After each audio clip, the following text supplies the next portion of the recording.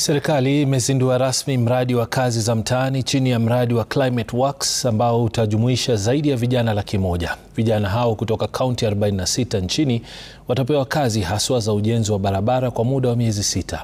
Na kama Seth Olale anavyoarifu, watakaohudumu watapewa malipo ya shilingi 500 kwa siku.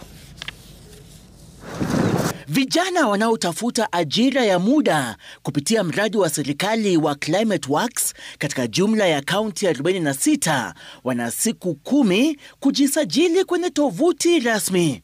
The majority of the activities are going to coalesce around roads and roads related activities.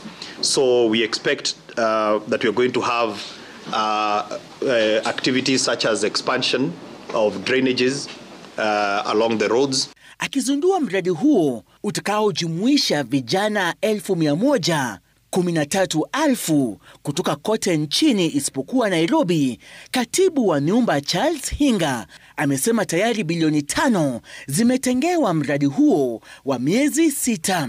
It's an opportunity to acquire some skill, which then would allow you to do the next available job opportunity that we continue to push as an administration.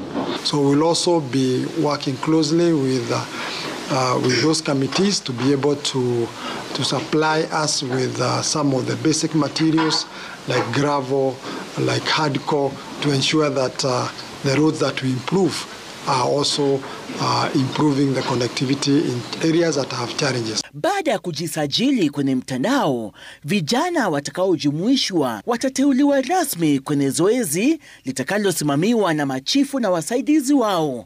Kila familia ina nafasi moja tu ya kujumuisha kijana kwenye mradi huo. Huku serikali kuu ikiwania kutatua maswala yanayokumba vijana kama vile ukosefu wa ajira, zaidi ya vijana 100,000 wanatarajiwa kujumuika kwenye mradi huu kuanzia mwishoni mwa mwezi Juni mwaka 2025. Seth Olale, runinga ya Citizen katika kaunti ya Nairobi.